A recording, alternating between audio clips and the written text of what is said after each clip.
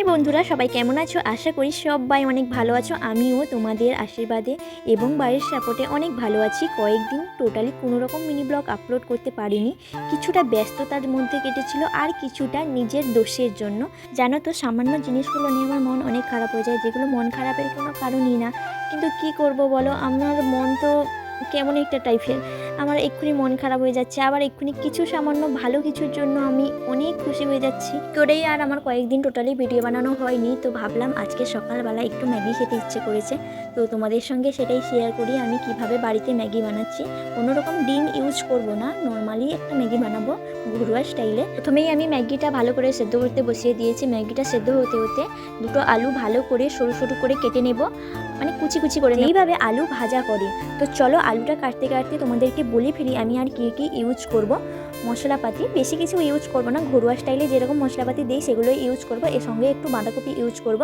বাঁধাকপিটাও সরু সরু করে কেটে ভালো করে বাঁধাকপি আর আলু ভেজে নেব। তারপরে ম্যাগি দিয়ে একটু নাড়াচাড়া করে নেব। লঙ্কা হলুদ লবণ টবণ যেভাবে দেয় সেরকমই দেবো, এরকম ভেবেছি মনে মনে। তো চলো আলুটা কাটতে থাকি, কীরকম খেতে হয় আমি লাস্টে রিভিউ দেবো তোমাদেরকে।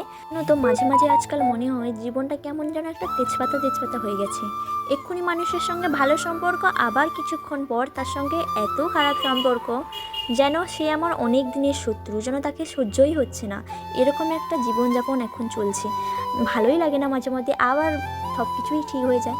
কিন্তু আমার যে কেন এমনটা হয় আমি ঠিক বুঝে উঠতে পারি না। যতই ভাবি যে সব কিছু ঠিকঠাক থাকবে, নিজেকে ঠিক করে রাখবে, কিন্তু না ভাই, আমি অল্পতেই অনেকটা ভেঙে পড়ি। সেটাই কেউ বুঝতে চায় না। যাই হোক, আমার ফালতু চিন্তা ভাবনাগুলো তোমাদের সঙ্গে শেয়ার করে হয়তো তোমাদেরও কিছুটা বোরিং বোরিং ব্যাপার লাগছে যে এই ব্লগটা কেমন জানি একটা।